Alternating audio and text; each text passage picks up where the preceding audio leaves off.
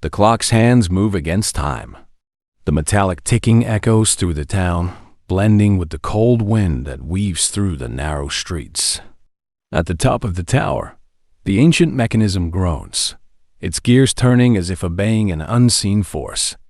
Something is wrong. Fred watches the town's grand clock with narrowed eyes. The hands aren't just moving backward, they're accelerating. A shiver runs down his spine. Around him, the world seems to hesitate, as if teetering on the edge of an invisible collapse. He turns to his friends, but before he can speak, reality shifts. A shop sign, once modern, now displays an old-fashioned typeface. A festival poster, bright and colorful just moments ago, is gone, vanished without a trace. Mystery Inc. has just arrived in the quiet town of Ravenshire, a place known for its colonial architecture and dark folklore. Built upon tales of alchemy and lost secrets, the town has always drawn curious tourists, captivated by the legend of the shadowed clock. According to the myth, a long-dead alchemist cursed the town's clock tower, and the day its hands reversed, time itself would never move forward again. Velma adjusts her glasses and reads an old informational plaque near the base of the tower. The weathered lettering tells the same tale. When the great clock stops, time will reset. Forever. The town seems normal, but something is unsettling about the way people move.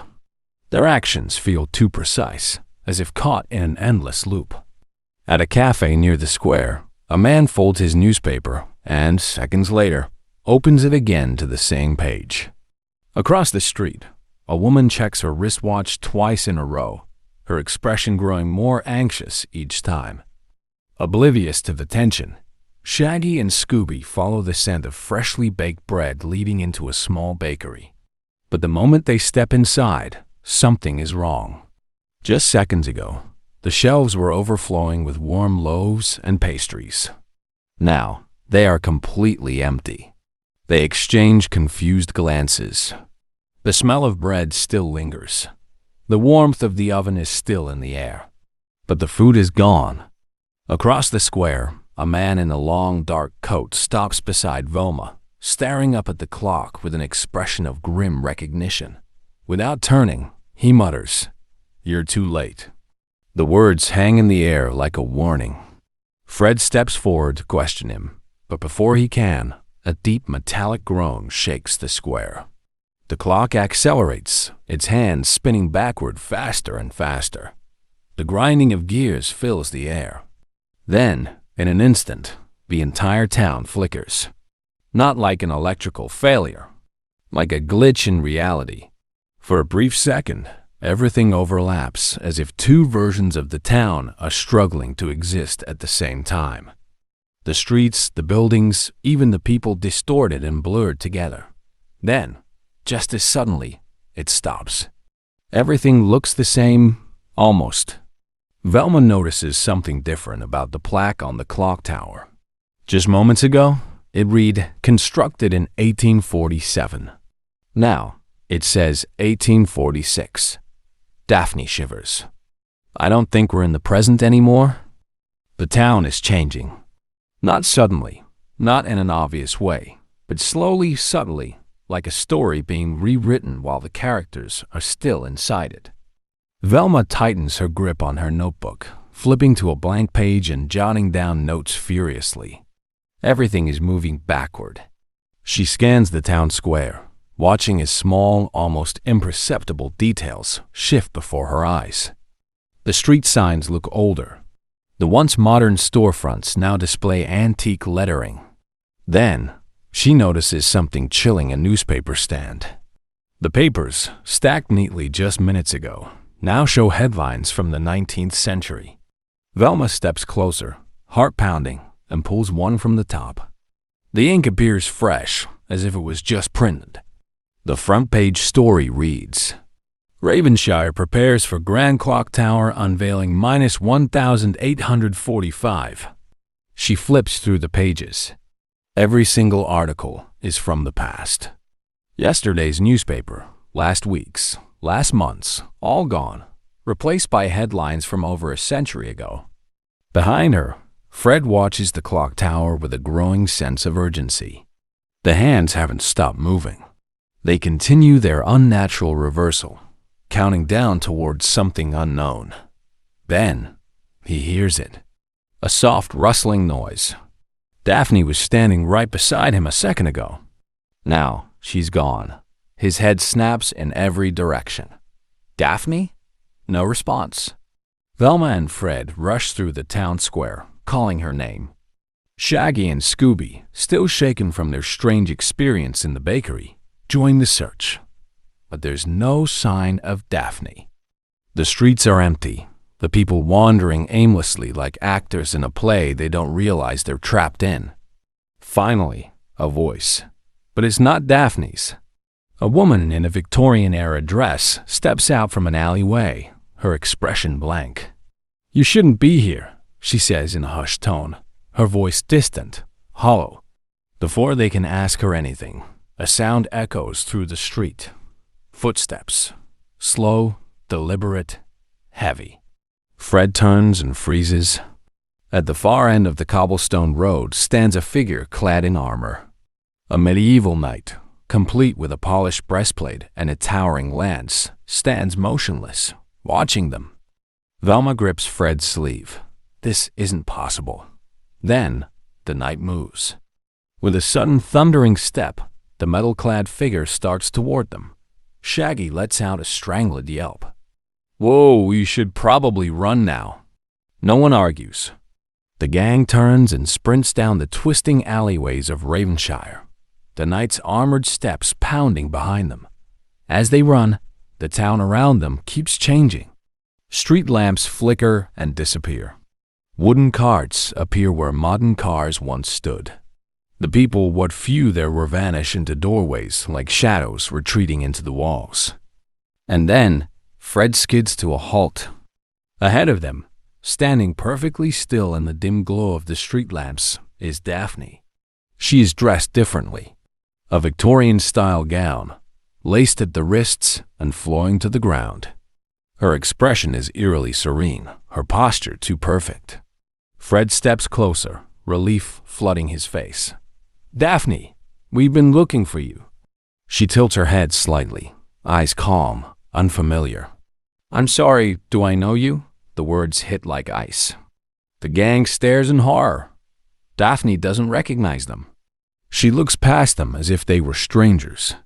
The knight stops behind them, lowering his lance. The wind howls through the dark streets, carrying the distant chime of the clock tower, still counting backward. The air feels thicker, heavier. They're running out of time. Daphne's eyes remain blank, her expression serene yet unfamiliar. Fred takes a step forward, his voice careful. "Daphne, it's us. It's me, Fred. Velma, Shaggy, Scooby. Don't you remember?" She tilts her head slightly, studying him like a stranger at a train station. "I think you're mistaken," she says softly, her voice eerily polite. "I don't know you." Velma exchanges a worried glance with Fred. This isn't hypnosis. This isn't some illusion or trick of the mind. This is something worse. Shaggy lets out a nervous chuckle. "Oh, okay, guys. Joke's over. Daphne, you got us. Time to go home now, right?" Daphne simply blinks. "Home?" The word hangs in the air, cold and distant. And then a noise. The knight, still standing behind them, suddenly shifts. His lance tilts downward, ready to strike. Fred grabs Daphne's wrist and pulls her away just as the knight lunges forward. His heavy armor crashes against the cobblestone, sending echoes down the alleyway. "Run!" The gang bolts through the winding streets of Ravenshire, Daphne stumbling behind them, struggling to keep up. As they race past buildings, something terrifying happens. The town continues to change. Shadows stretch unnaturally down the walls. Signs that once read cafe now bear names in old looping script. The brick roads become uneven, the sidewalks crumbling into dirt paths. Fred pulls Daphne forward. "We're getting you out of here." But Daphne digs her heels into the ground, pulling away. No! I belong here. Her voice is not her own. Velma skids to a stop. She's been pulled into the past. If we don't fix this, she might not remember us at all. Scooby whimpers. Rut-do-re-do. Shaggy gulps. You mean, like, permanently? Velma nods grimly. We need to get to that clock tower. Now. Fred looks over his shoulder. The night is still coming. His metal boots thunder against the street, sparks flying with every step. He moves with the weight of history itself, unstoppable, unrelenting. They push forward. The clock tower looms above them, its great hands still spinning backward. The gears inside grind and shriek like the bones of something ancient waking up. Then a voice. You shouldn't be here. The gang stops dead in their tracks. A tall, hooded figure stands at the base of the clock tower, his face hidden in shadows. His presence is unnatural, as if he doesn't quite belong to this world. Fred steps forward. Who are you? The figure lifts his head slightly. The hood casts a long shadow over his face, but his voice is smooth. I am the keeper of the clock. Velma narrows her eyes. What's happening to this town? To time? The keeper exhales slowly. You are witnessing the past returning to reclaim what was lost. Shaggy throws up his hands. Yeah, cool. Maybe the past could reclaim someone else for once? The keeper doesn't move. His presence feels more like a memory than a person. Velma takes a step forward, her voice sharp. How do we stop this? The keeper finally looks at her. His expression is unreadable. Then, slowly, he lifts one hand and points upward to the clock. The message is clear. The answer is inside the tower. The gang doesn't hesitate. They push through the heavy doors of the tower and step inside. And instantly, the world around them shifts. The town vanishes. The streets disappear. The sound of the night's heavy footsteps fades into nothing. They are no longer in Ravenshire. They are somewhere else. The walls around them twist and turn, endless gears spinning in all directions. The floor is a massive, turning mechanism, moving beneath their feet. The air hums with energy. Fred clenches his fists. What is this place?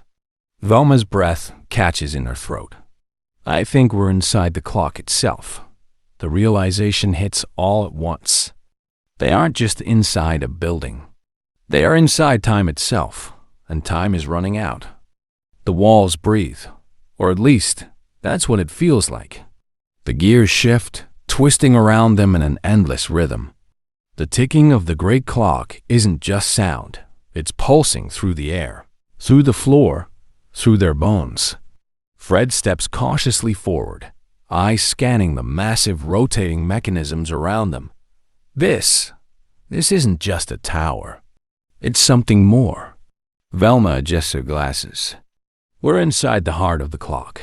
If it's been controlling time, this is where we stop it. Shaggy gulps, gripping Scooby's fur. Or, we could just leave it alone and hope for the best. Scooby nods rapidly. Rhea, retro.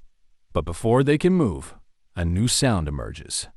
Not the gears, not the ticking. A whisper. It starts as a faint murmur, curling around the machinery like a creeping vine. Then, it grows. Voices overlapping, too many at once. Some distant, some urgent, some laughing. Fred clenches his fists. Who's there? The voices stop. For a second, there's only silence. Then a flicker. The walls shift. The golden gears disappear, replaced by wooden beams and stone. The intricate mechanisms melt away, leaving behind something else, a room. Velma turns in confusion. What just? A grand study. Candlelight flickering against old parchment. Shelves filled with ancient books. The smell of ink and fire. And standing in the center of it all, a man, dressed in a long dark coat, his silver-rimmed glasses glinting in the dim light. He's writing furiously, quill scratching against parchment. His lips move as if muttering to himself, but no sound escapes. Daphne gasps softly. Who is he? The man suddenly stops. He lifts his head slowly. His eyes, deep and knowing, land on them as if he's been expecting them all along. Then he smiles. Ah, you finally made it. Fred instinctively steps in front of the group. Who are you? The man folds his hands behind his back. A question too late, I'm afraid. Velma's mind races. This isn't just anyone. The books, the ink-stained fingers, the presence woven into the very fabric of this place. Her voice comes out in a whisper. You're the alchemist. The man raises a brow. I was. Once. Shaggy throws up his hands. Great. We found the guy. Now, can you maybe fix whatever this is? The alchemist steps toward them, slow and deliberate. Fix? His voice is almost amused. There is nothing to fix. Fred tightens his jaw. You cursed this town. The alchemist tilts his head. No, I preserved it. The words hang heavy in the air. Velma shakes her head. That's impossible. You're saying... I gave Ravenshire what it wanted, he interrupts. Eternal existence. A place untouched by time. Fred's hands ball into fists. People are disappearing. Daphne. He gestures toward her. She doesn't even remember us. The alchemist exhales, as if explaining something tedious. Time does not erase. It simply rewinds. Velma steps forward, determined. Then we can stop it. The alchemist chuckles. You misunderstand. It's not about stopping time. It's about choosing where it starts again. Fred shakes his head. No, we end this. Now. The alchemist sighs. Ah, yes. Heroes. Always so certain. And then he raises a hand. The room shatters. The wooden walls burst apart, dissolving into streaks of golden light. The books, the desk, the candles gone. The gang is no longer in the study. They're back inside the clock. But it's different. Darker. The gears move faster, grinding violently. The clock is reaching zero. Velma stumbles back. It's resetting. The alchemist's voice echoes all around them. No longer bound to a body. You cannot stop time. You can only choose how it begins. Fred grits his teeth. Not this time. He looks up at the massive spinning gears and makes a choice. Velma, how do we break it? She scans the room, then sees it. The central gear. The one that keeps everything moving. Velma's heart pounds. We have to stop the main mechanism before it resets completely. Fred nods. Then let's do it. But before they can move, the clock strikes. And everything collapses. Default telly moment, the clock strikes zero. The world implodes. Everything shatters time, space, reality itself. The golden gears collapse inward, spiraling into a void of nothingness. The gang is thrown into freefall, tumbling through darkness, weightless, directionless, then impact. The ground slams into them. But it's not the ground, it's wood. XT. Fred blinks. The void is gone. The gears are gone. The roaring of the collapsing clock is gone. Instead, he is standing inside a study. Not like before, this one is real. Dusty shelves. Stacks of books. A flickering oil lamp casting warm, dim light. The smell of old paper and ink. Velma groans as she pushes herself up. Where are we? Daphne is next to her, dazed but unharmed. Shaggy and Scooby groan from a heap in the corner. Fred steadies himself, his head still spinning. And then footsteps. A door creaks open. The alchemist enters. Only, he doesn't look like before. Gone is the spectral, otherworldly presence. The man standing before them now is human. His coat is slightly frayed. His hair is streaked with gray. His face is lined, tired, but his eyes are the same sharp, knowing, calculating. Velma's breath catches in her throat. He isn't a ghost. He isn't a legend. He's alive. Fred squares his shoulders. What is this? What did you do? The alchemist, no. The historian sighs, stepping forward and placing an old book onto the desk. I was hoping you wouldn't come this far. Velma narrows her eyes. You're not an alchemist, are you? The man gives a small, sad smile. Not in the way you think. Shaggy lifts a trembling hand. So, we're not trapped in some kind of time vortex, right? The historian leans on the desk. No, you were never in the past. You were in a memory. Daphne's face is pale. Then, why don't I remember you? The historian's expression darkens. Because the memory tried to erase you. A silence falls over the room. Fred folds his arms. Start talking. The historian takes a breath. Years ago, I was a researcher and alchemist.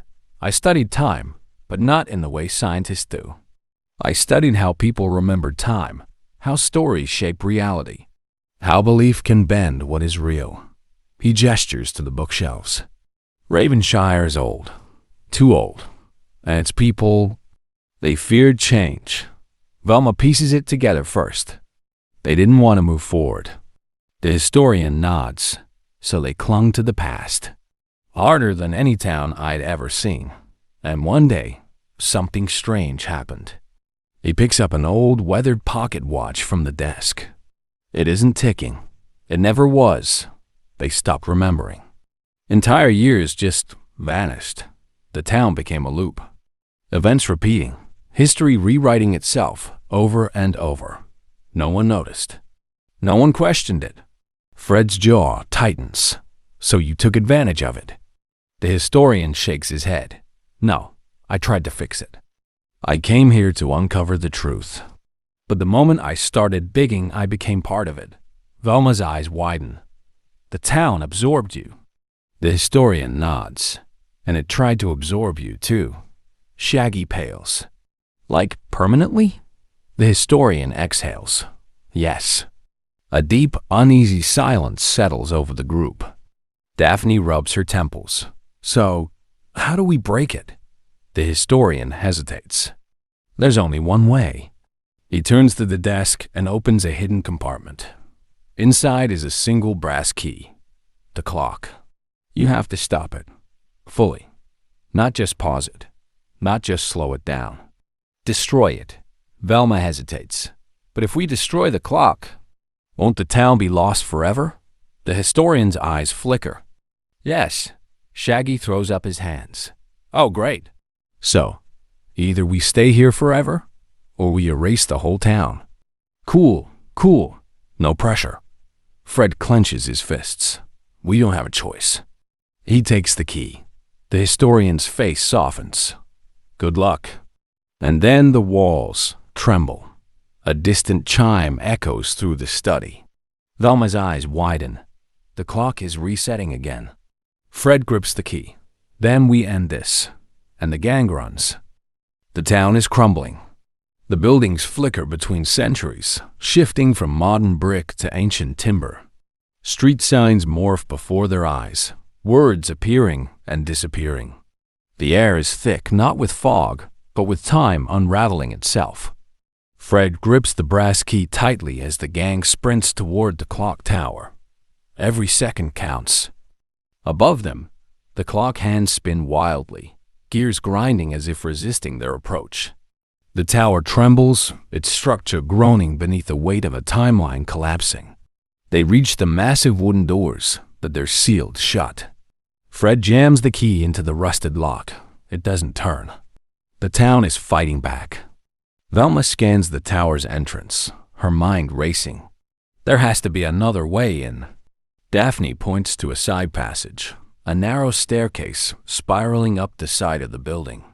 There. We climb.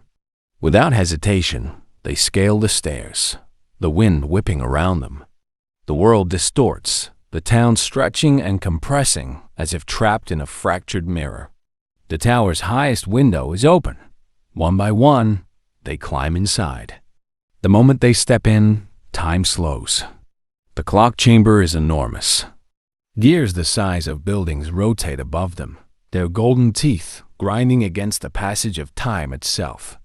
The pendulum swings sluggishly, as if drowning in molasses. At the center of it all, the main mechanism.